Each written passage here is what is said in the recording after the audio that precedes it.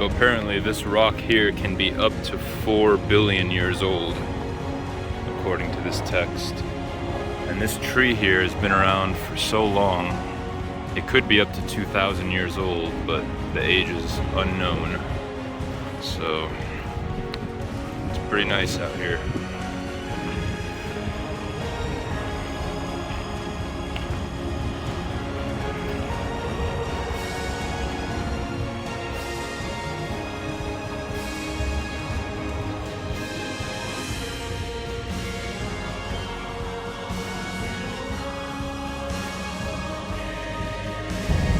We've got one hell of a monster of a storm out to the southeast of our position right now. Look at how clear it is out there and how bad it is out there. I mean, you could see the rain out there. That is one hell of a rainstorm. And you know what? We're going to be curving into that direction here pretty soon and going right into it. Just our luck. So we're going to be getting close to the New Mexico border. I missed some very good scenery earlier. I would have loved to have it in the footage, but I couldn't get my camera out in time, and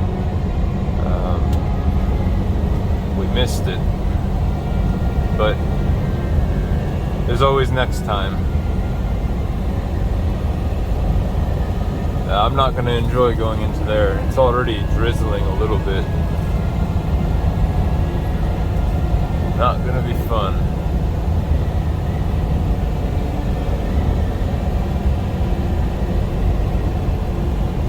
Lots of hills out here. Got lightning out there too.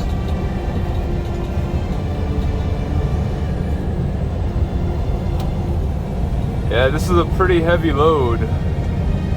So the only way a trip like this would be more fun is to be lightweight, but hey, you can't have your cake and eat it too, you know. Sometimes it is what it is. I've been lucky before to be sent out west with a light load. That truly felt like a vacation. You know, anytime a truck, I want to say, is under about 25,000 pounds, you know, each 5,000 pound increment that you go lower and lower, it just makes it that much more enjoyable.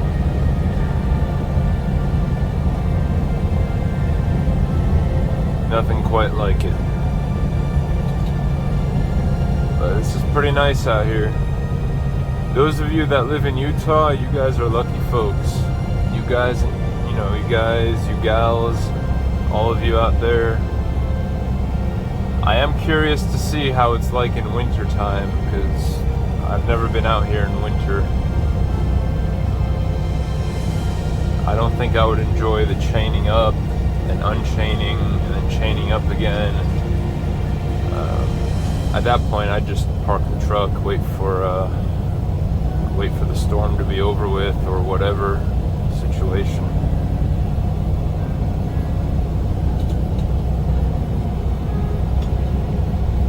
Yeah, this is crazy. It's so clear out there. Okay, truck.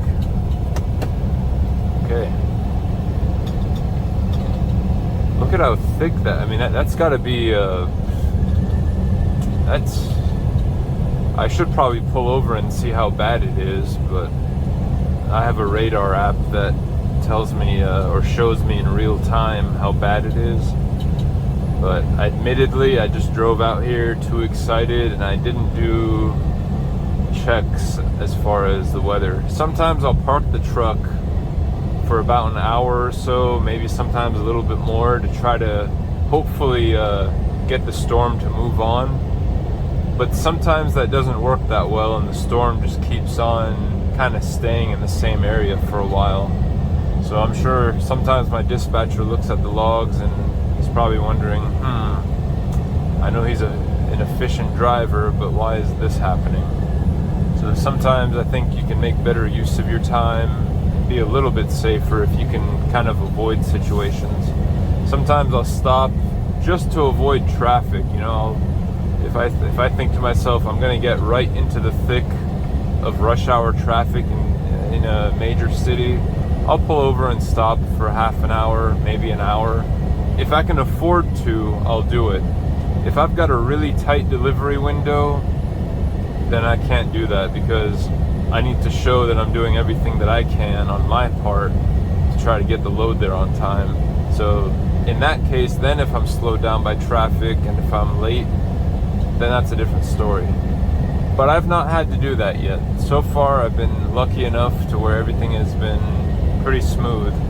I try to leave a big window.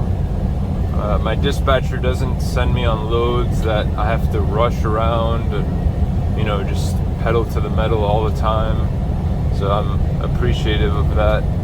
Like I said before, my dispatcher is great. You know, we've had plenty of chats. We've talked a lot, and he's a genuinely good person. So it's something you don't see often in the truck driving world, because dispatchers usually do their jobs and go home, and that's it. But he's working even when he's off duty sometimes. You know, he checks up on me, and he just makes sure everything is okay. And you know, I'm not saying he does this every time or every day, you know, and I'm actually kind of shocked when he does you know, when he's off duty and he still messages me about certain things as far as the load goes. So I am appreciative of that. He's a hard worker, and if I was at GP Transco Management, I'd be paying him even when he went home, because he's a miracle worker. So anyway, it looks like we're about to hit the storm there. You guys see how bad that is. That is one hell of a cluster of a storm. It's fog. I mean, this is one of the bad ones. In fact, I think I'm gonna cut this camera off. We're not even really into it, and it's already starting to rain pretty decently. Videos never capture how much rain is actually happening. It's funny, even hectic storms don't seem that bad on video. But yeah, I'm gonna cut this off. Yeah, it's getting windy. You can see the wind on the road. I better start slowing it down here. I don't use cruise control when it's like this. And we've already got our headlights on. Well, fog lights. I better turn my headlights on too. This looks like it's getting to be one of those. Yeah. Well, the good thing is, I don't have to wash my truck right now. This is like high pressure, very high pressure water hitting the truck. This is cats and dogs, and we're not even into it yet. That's gonna be a damn cluster. If I can find a place to pull over, I think I will. I might be able to let this pass through. Wow, I couldn't see anything. Yeah, that was like a double with a 53-foot and oh wow. I'm being tossed around here right now. Speed limit is 65, but I'm going 52. This is pretty serious. And we are just about to enter the thick of it. Wow, it's really trying to steer my truck. You know, I was gonna cut the video off, but I'll keep it on for just a little bit more. You know, for all the good days, we also have some bad days like this, and it could all be mixed up into one day. So you gotta wrestle your truck just to keep it on the road. And it's getting to that point where I'm thinking of calling it. If I see a place I can pull over, I think I will. But sometimes it's better just to pass through. You're better off sometimes to pass through the storm, because sometimes it's just stationary or it's not moving very quickly. And then maybe another 20 miles, everything is clear. It's very important to go a little bit slower. Even if you know you can handle it, there might be a car that's broke down or a truck that's going extremely slow. You know, any number of things. It's hitting my truck pretty hard. I'm not sure how it's coming out on video, but Here's a little tip for the new drivers: turn on your heated mirrors. Those of you that don't know, turn on your heated mirrors whenever it's raining like this. You'll be able to see your mirrors a little bit more clearly. Okay, visibility is pretty well reduced right now. I'm going to turn on my hazard lights, and we're going to go pretty slow here. I'm having a hard time seeing the road, and I'm sure the camera has a very good, this camera is very good. So I'm sure if I was the camera right now, I could see everything perfectly, but with human eyes, it's getting a little bit difficult to see the road. My Rain-X wore off, so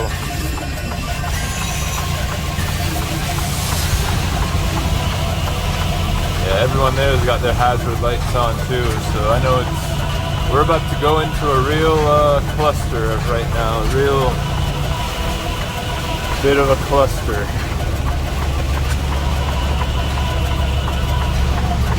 I can't see anyone in my, hopefully they have their lights on, but I can. Moments like this, your convex mirror is pretty helpful. So the speed limit is 65. We're going about 44 right now. So we're going a solid, 20 miles an hour less than the speed limit here.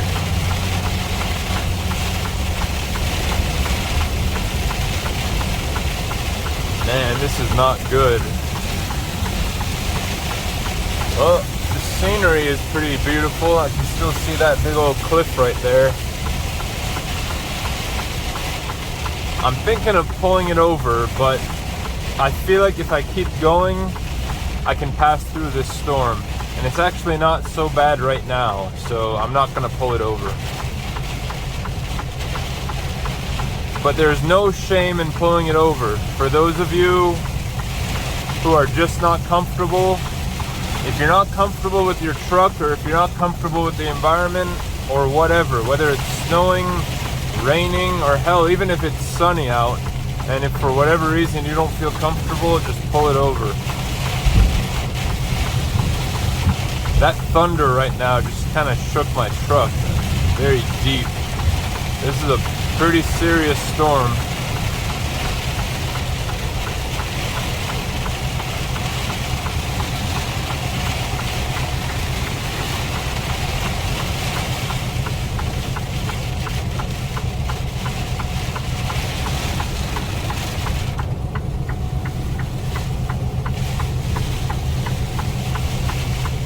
It's not too bad right now. Is this the best you got? Okay, I shouldn't have said that. Oh, that poor guy is on his motorcycle. He probably didn't do any trip planning either. Well, I don't want to say trip planning, but weather planning. Because I usually check the weather along my route just to make sure what I'm getting myself into, and sometimes I'll adjust my ETA based on that. It's cleared up. Hey, everything looks kind of clear on this side. Now if you look behind me, I don't know if it's easy to tell. I'm gonna put this down. It is, you can't see anything back there. Oh wow, it's residual rain getting in here. Thankfully this works. I would hate to have that window stuck like happened to me once. Yeah, it looks like we made it through. So that was a good call by pushing through, making it through. All those cars that stopped back there, if they would have pushed through just another mile or so, they would have been on the other side of the major storm. I mean, that is a mess back there. That is a horrible mess. But all things considered, it wasn't too bad. Not bad at all. I just need to get some more Rain-X. I need to apply that to my windshield. So next time I go get my truck washed, I'll be doing that for sure. Those of you that haven't used Rain-X, I highly recommend it. You could drive through anything and it just makes it much more clear. And you don't necessarily even have to use your wipers, so it's almost like a fail-safe, just in case your wipers go bad for whatever reason. It's not a substitute, but it helps. Yeah, so we're gonna be fine, I think. There's no crazy storm clouds out there, so I'm planning on shutting down at New Mexico tonight. Hey everyone, welcome back. We're starting off the day here. I just completed the pre-trip and we're getting ready to go. So let me show you all a quick view before I start up the truck here of where I parked last night. This is one of my little secret hidden spots that usually no other drivers come to. I think we all have some of those. 2 hours later. Hey everybody, we're driving into Albuquerque, New Mexico. It's been a pretty smooth drive. Another beautiful city. When you are coming eastbound through I-40 here at nighttime, it looks really nice seeing all the lights on. It's not a huge city, it doesn't have a lot of skyscrapers or anything like that, but it's still, it's just beautiful with the backdrop there with the mountains.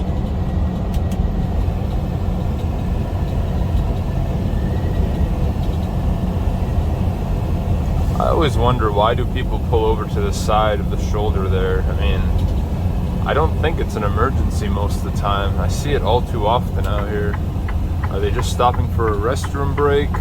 Are they out of hours and they have to take a 30? I mean, it's strictly for emergencies, but you just don't know these days. I see it all too often.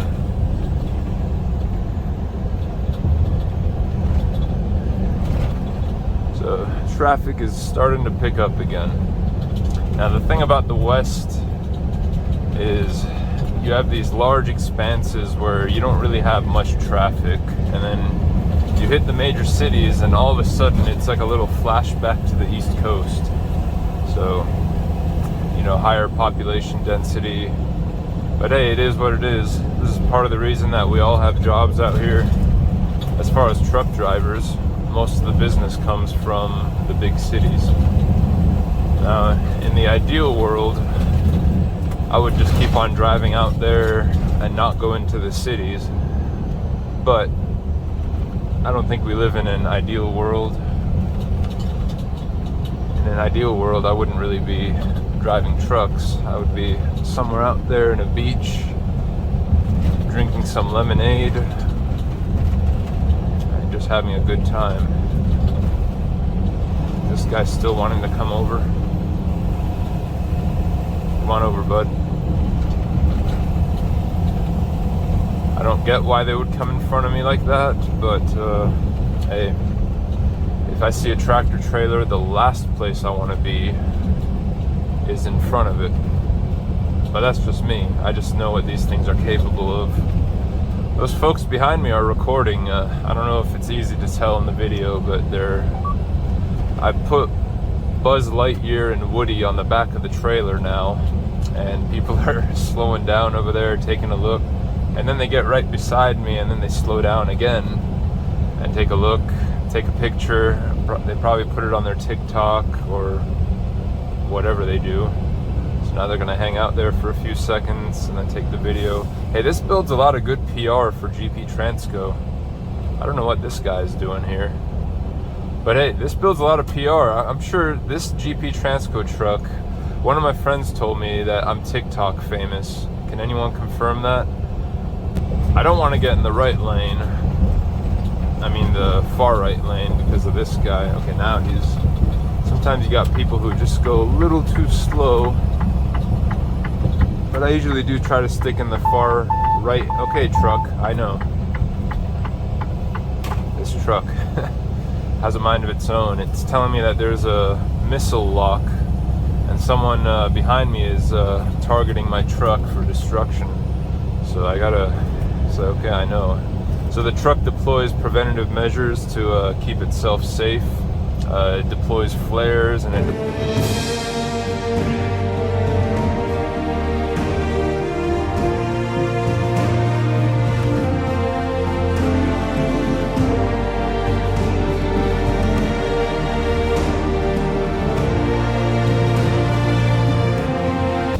just like a fighter pilot would on his truck. So I've got that button right over here. I've got my own missile launcher. Some people call it a jellyfish launcher. I think it's a missile launcher.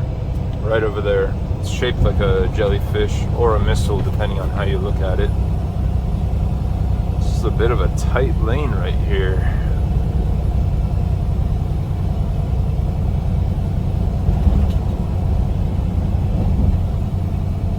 I've always thought when you got these areas where all the traffic starts to merge, I would hate to be an oversized load. Could you imagine? It's difficult enough with a four-wheeler with a trailer, but hauling an oversized, you just gotta watch out for everyone else and yourself. You couldn't pay me enough to do that job. Then again, maybe one day you'll see me on my videos and I'll be hauling oversized loads. Maybe GP Transco will open up a new division, a flatbed division that only hauls oversized loads. I wouldn't mind that, only because I wouldn't have to tarp the loads.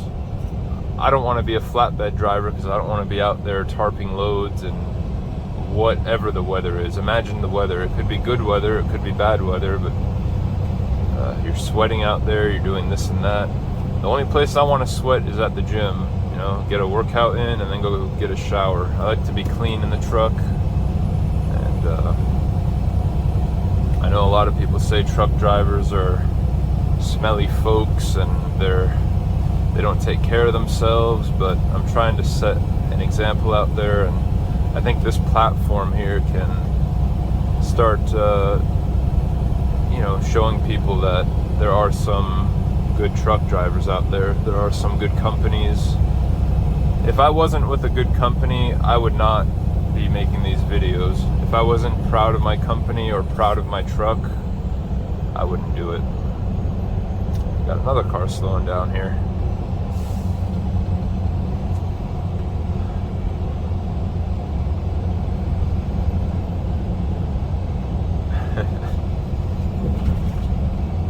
I just feel bad for the people that they slow down behind them.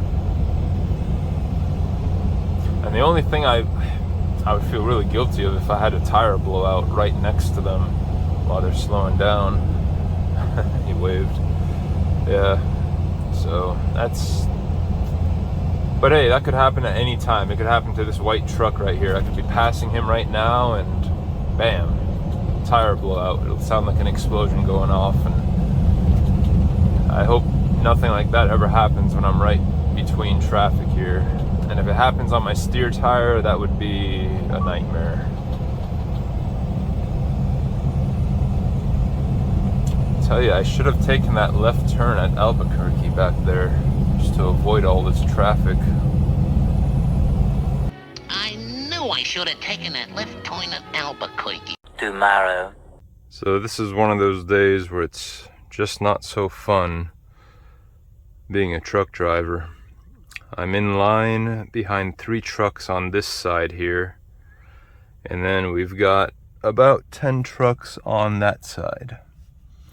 So not very fun today. And we got more trucks behind us. So for all the good days out here, there's some pretty bad days as well. So hey, it is what it is. Looks like we got some birds on this fence. Interesting. Yep, might be a bit of a wait. Today's a Friday. I've got another load I have to pick up. I was hoping I could get done here quickly, but looks like that's not gonna happen. So it looks like my 34 is gonna be delayed, which will kind of eat into my pay, but it is what it is. That's the road sometimes. Eventually. On my way to the docks to pick up some, actually I'm not really sure what it's going to be, scrap paper or not really sure. Got my directions right here on this paper. They usually give you the directions in about 5 or 10 seconds and they hope that you can figure it out. So we're driving through here. I'm gonna go ahead and cut this video out before I get all in there. This might be a top secret classified area. I'm not gonna share customer details here, but it is pretty interesting when you come into these places sometimes. Pretty interesting. Some of them don't have, well, some of them have strict rules about photography, so I'm not sure how this one is. They didn't have any signs, so we're gonna go with that. Anyway, guys, I'll catch you on the next one, and I'm gonna try to figure this out. Hopefully I can get to where I need to go, and hopefully I don't get lost in here. If you get lost in a place like this, it's a nightmare. It's happened to me once before. I think it's happened to every truck driver at least once. Somewhere, maybe not specifically a paper mill. And I gotta go where that train is, so hopefully he doesn't stop. Hopefully he just keeps on going. Otherwise, I'm gonna be here for a little while. That's the thing with these places, they can be a little bit dangerous. We gotta make a wide turn here.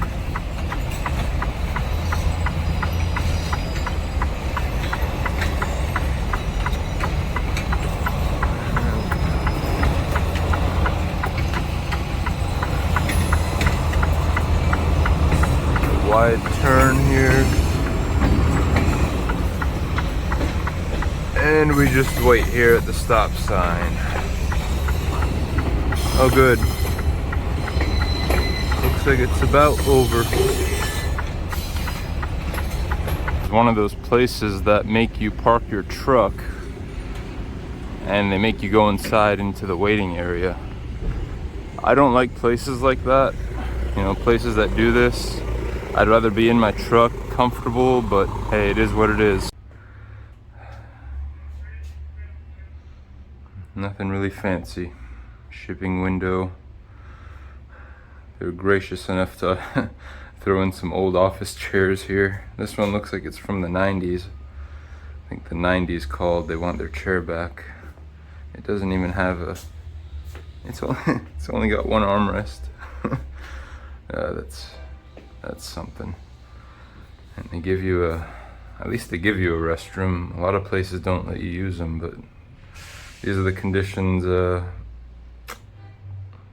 they leave the restroom for us. But better than nothing. I'm not gonna sit on these chairs. I'm just gonna stand up. But you see why I don't like waiting areas now, because I'm not gonna use their chairs. Even before COVID, I've kind of been grossed out by things like this.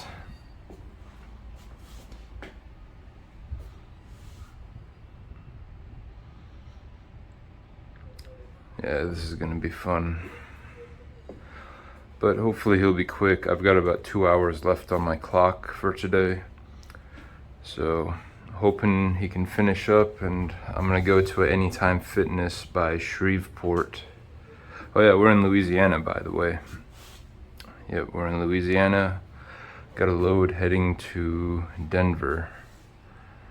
And then soon, next week, I'm gonna go take some home time in Oklahoma City.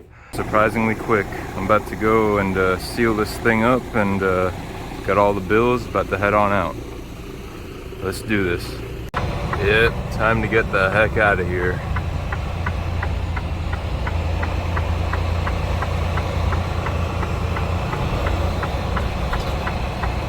I think I might have to find a place to stop tonight, and then I'll, good thing I took a shower earlier today, so I'll be good. And then tomorrow I'll probably stop at a truck stop for a shower. Not my ideal choice, but I want to stop as early as I can. It's already 11:41 p.m. so if I go any more, it's gonna be I really don't like driving after about 11 p.m. You know, so even right now I'm not really enjoying it too much. I'm parked right outside of the shipper's entrance here in the little shoulder parking area. So we're basically on their property. But hey, 10 hours, I have to take that required 10-hour break because of our government and them and their fancy hours of service regulations. So I'll take my 10-hour break here, and then I'll stop for a shower tomorrow on my way to Colorado. So yeah, at least it's nice and quiet out here. It could be worse. I don't like Louisiana that much though. It's really muggy out here. Very muggy and humid. So I'll be running that AC tonight, being really comfortable in my little camper. Alright, time to head to the truck and get some rest. I think I'll look back at this one day and I'll kind of laugh at all the things that I did. I'm kind of laughing at it now. The things I do. Alright, welcome back everyone. I'm about to get behind the wheel here and start my pre-trip.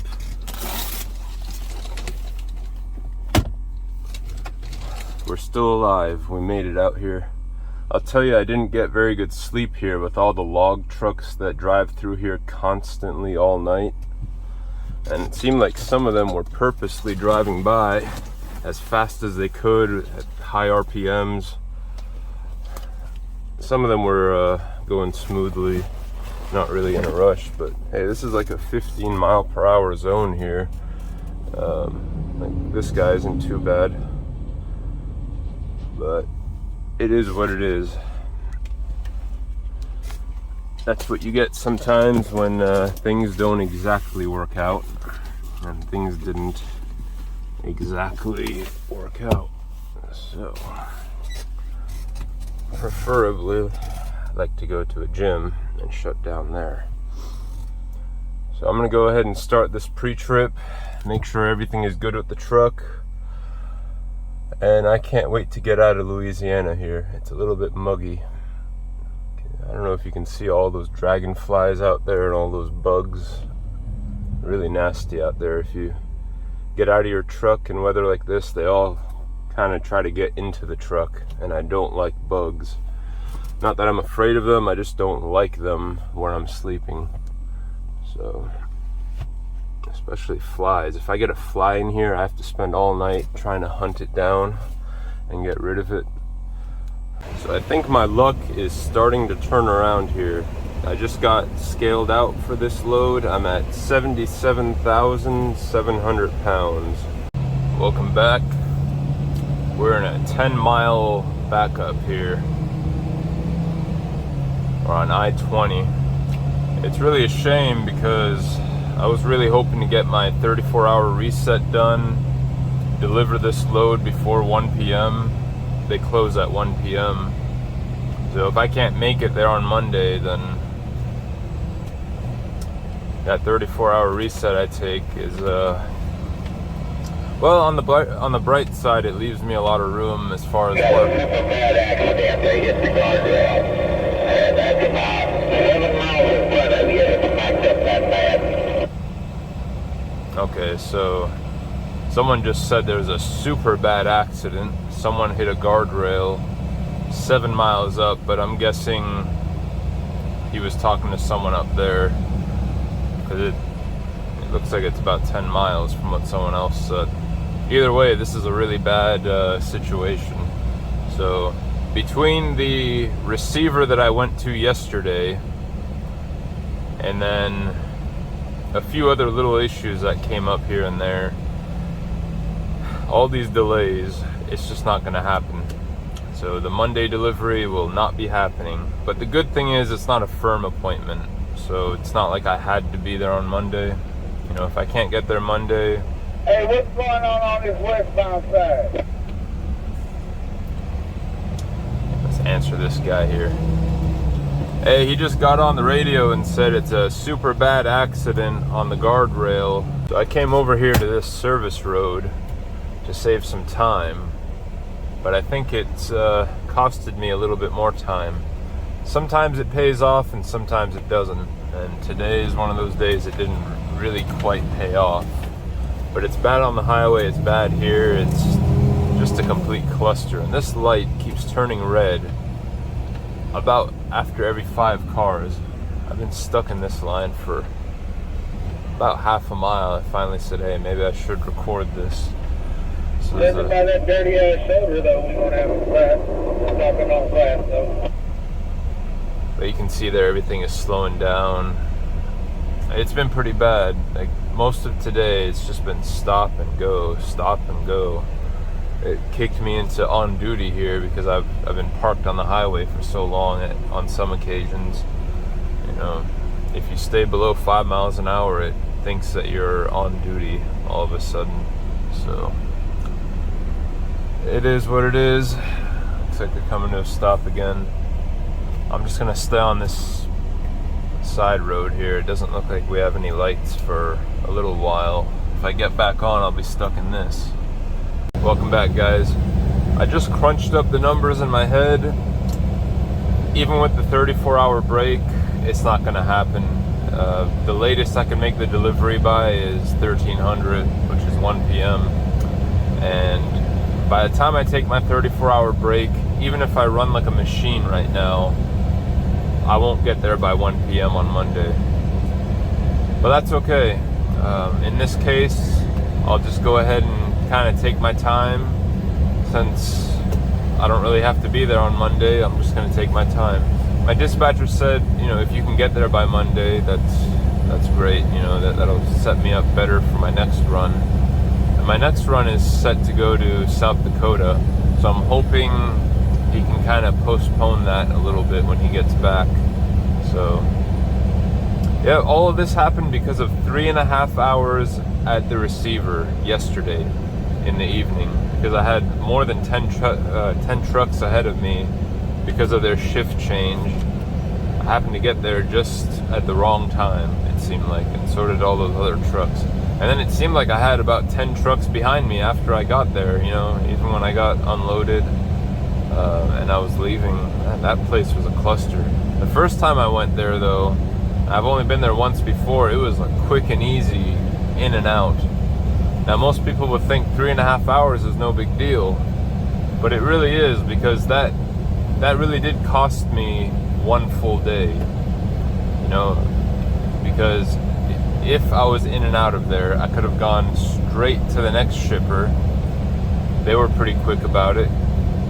They could have loaded me up and I could have been down the road. So I could have had a good little bit of a head start last night into this trip, which would have set me up beautifully for a 34-hour break in order to make the delivery probably just in the nick of time, maybe by about 11 a.m. on Monday, which would have set up my next load properly to go to South Dakota.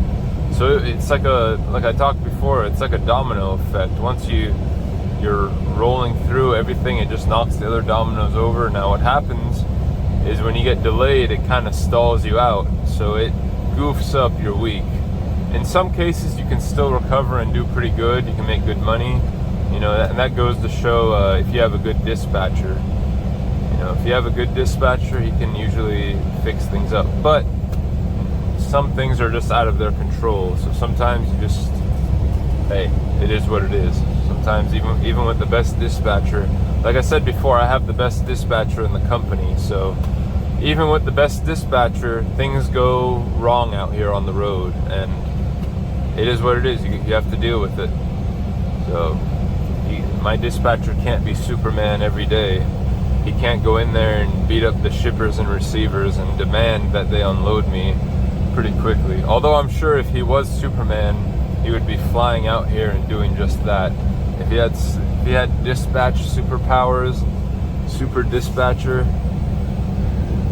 that would be much appreciated. Or maybe he is doing that, because sometimes I go to places and they seem to unload me really quickly after I send him an update. Like, he asks me, you know, what's going on. Sometimes I'll send him the update, but sometimes he wants to know. And I think he pulls some strings or he does something, my theory is he probably does fly out there and do something. He probably goes in there and has a chat with them, because I get rolled out pretty soon after that. Maybe he pressures the broker saying, hey, my driver is sitting there. Probably threatens them and says, you know, get him out of there or I'm going to charge you a certain amount of money. I could see my dispatcher doing that. He's a stern but fair guy. So, you know, if you're one of his drivers, don't mess with him. That's all I have to say.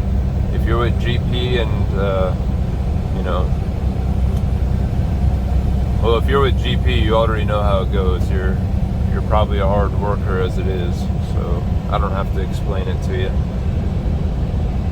Anyway, that kind of foils my plans.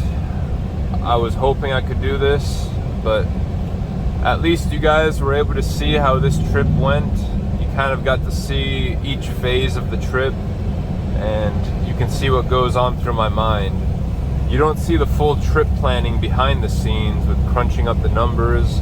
All of you that are not truck drivers, some of this might not make sense as far as the hours go, but believe me, the government is reaching way too far. They're really affecting us out here as truck drivers. It's almost like, let's say there are some DUI drivers out there that, you know, they go and drink and they mess everything up for everyone.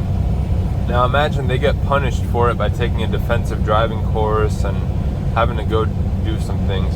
As truck drivers, I feel like I'm being punished by keeping a log of where I'm doing, you know, what I'm doing at each and every minute of the day, because there are other drivers out there in the past that messed it up for everyone else by crashing because they're tired, by just plain and simply just goofing up.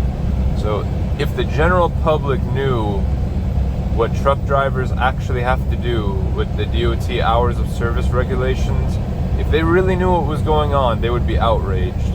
Now, I'm all for the weigh stations, checking for the safety of the trucks, checking for impaired drivers, checking for this and that. I'm all for that. But having these silly logs in the trucks, you know, if I remain a truck driver long enough, I'm going to go and do whatever I can to fight the system, to try to get rid of this. It's too restrictive. It takes the fun out of driving. In my opinion, in many cases, it makes us more of an unsafe driver, because a lot of times you don't want to roll, even when you're ready to, or a lot of times you feel like you have to roll in order to make that paycheck for the week. For example, make it to a certain city within about 4 hours, because that's all you have left for the day, and that'll set you up properly. So there's too many variables to go into this, but let me tell you, this system, I don't care what all these statistics say, that, you know, they pull them out of their ass. All these statistics, that's just a bunch of hogwash. I'm safer without this silly system telling me when I can drive, when I can't drive, what am I doing day in and day out. Get rid of this system. Have an incentive out there for the safe drivers. Have it so that there's an exception. You know, anyone up there in the government, I know they really don't care. They're in it. They have other problems to deal with. But this is one system that the government said, hey, we have to do something about it. And all it did was make things worse. I could say the same for gun control. You know, taking firearms out of the hands of good law-abiding citizens, but the bad guys still get it. So you see gun violence getting worse. With all these restrictive gun laws in cities like Chicago, you would think it would be the safest city in America with all their gun control policies. It's places like New York even. But no, they're pretty damn dangerous. So, hey, that's a rant for this video. You know, Uncle Sam is costing me money out here all the time. And people just don't realize it. People don't realize what truck drivers have to deal with. And then we also have to deal with a whole slew of other issues out here, which I'm not even going to get in this video. So that's my rant. This unsafe ELD system. They say it's for safety, but you know, It's not. It's just for government control. If each and every car driver had to log what they did, I mean, imagine that. It's a silly system. Maybe one of my videos I'll talk about the ELD and the rules and things that we have to abide by. It seems simple, but it's not a good system. It really is simple, but it's just not a good system. It complicates a truck driver's day. And yeah, a lot of times you have to fit the pieces together with the e-logs. If you can fit your day properly, you can drive a good amount of miles, do what you need to do, and it doesn't really affect you. You get used to it. And I have to admit, a lot of days I'm pretty used to it. It is what it is. But there are occasions when it really does feel unsafe. So I don't need a machine telling me what to do. I don't need anyone telling me what to do, much less a machine. Anyway, I'll catch you guys next time. Get off my plane! Get off my plane!